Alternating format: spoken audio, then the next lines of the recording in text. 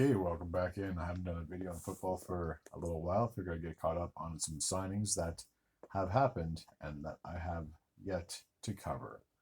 So starting in New York, the Giants that is, they have signed Russell Wilson to a 1 year, $10.5 million contract, and he has a chance to earn up to $21 million. For Russ, he's back in the NFC. Maybe he'll be more comfortable. I'm not too sure. He had a pretty decent season with Pittsburgh last year. I'll be honest, I'm surprised they didn't bring him back. He led them to a playoff position, which was, it seems like it's almost every year Pittsburgh is either in the playoffs or they have an above 500 record. But I figured that between Justin Fields and Russell Wilson, they would have brought Wilson back only because Fields is still a younger quarterback, and then they ended up trading him to New York. But that's a story for another day. So for us, it's him and Jameis Winston. Those are your two starting quarterbacks right now for New York. I really don't know how to feel about that. And I've said this with my video talk with Jameis that I think the Giants are going to be at the bottom of the NFC East division at the end of the 2025-26 season, only because the Eagles are probably going to repeat. The Commanders are just as good. And the Cowboys, I feel like, should have a better season. So that could be your top three just right there. So therefore, if somebody has to finish in the basement, it's more than likely going to be New York. Stefon Diggs, who was injured late last season with the Houston Texans, was unable to play in either their wild card or their divisional matchup. So I'm sure that kind of hurt them. So it hurt the Texans, to say the least, that he was gone. He has now signed a 3-year deal worth $69 million with the New England Patriots. So he's back in the AFC East, and I'm sure he would love to be able to show his former team, the Bills, that it was a bad decision for them to trade him away or to cut him. So I'm sure he'll have a bit of a chip on his shoulder when he plays the Bills twice a year. John Harbaugh has re-signed on a 3-year contract with the Baltimore Ravens, and I'm pretty sure it's going to go into the end of the 2028-29 season, if I'm not mistaken, because his contract was going to run up at the end of the 2026 season, or 2025-26 season, so 2027-28.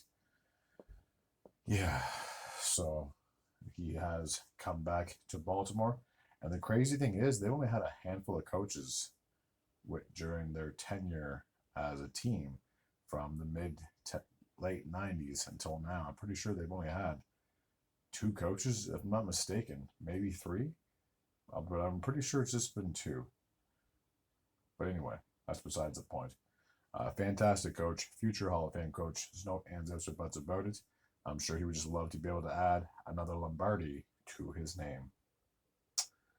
The Bills have signed cornerback Christian Benford to a 4-year contract worth $76 million. Key piece in that Bills defense moving forward. And whenever you bring somebody on or re-sign somebody to a multi-year deal, at least you don't have to worry about contract negotiations for a few seasons. Calais Campbell, this guy's been in the league for a long time. He's now going back to Arizona where it all started. He was drafted by Arizona back in the 2008 season, played with them from 2008 until 2016. He played 2 seasons with the Jacksonville Jaguars between 2017 and 2019. He played 3 seasons with the Baltimore Ravens between 2020 and 2022. 1 season in Atlanta in 2023. This past season, as you can see on the screen, with the Miami Dolphins. And now he's back on a 1-year deal with the team that drafted him back in 2008, which is 17 years ago. So he's clearly doing something right if he's playing on defense for this long of a period of time. So we'll see how he fares in his potential swan song. We'll see. All right, the New England Patriots have traded quarterback Joe Milton III and a 7th-round draft pick to the Dallas Cowboys in exchange for a 5th-round draft pick. Now, this isn't the first time the Cowboys have traded for a younger quarterback. Last year they did it with the San Francisco 49ers when they acquired Trey Lance from San Fran, and he essentially sat on the bench as the backup to Dak Prescott last year. And it seems like Joe Milton III will more than likely be in the same boat. As long as Dak doesn't get hurt or has a poor game, then it's more than likely he's getting paid to just be like a fan and sit down. Imagine getting paid to sit down. Must be nice. All right, Geno Smith and the Las Vegas Raiders have agreed on a 2-year contract extension worth, and I did write this down, at $85.5 million. I'm pretty sure that's 85, or it's 83.5. I'm pretty sure it's 85.5. So that's just over $42 million this season. Damn, did I ever pick the wrong career? So we'll see how he does with the Las Vegas Raiders. I just think it's going to be a very tough division. I've said this when I talked about him first signing with the Raiders, that I don't see them bumping into third or second in that division. I think Kansas City likely has that division down pat. Then you're looking at not San Diego, the Los Angeles Chargers, and you got the Denver Broncos. All 3 teams made the postseason last year. I just think it's going to be too much for the Raiders to have to overcome and get out of the basement of that AFC West. They would need a lot of things to go right and a lot of things to go wrong for other teams as well. All right, this might be the last one here, as the Cardinals have agreed to terms with tight end Trey McBride on a 4-year, $76 million contract extension.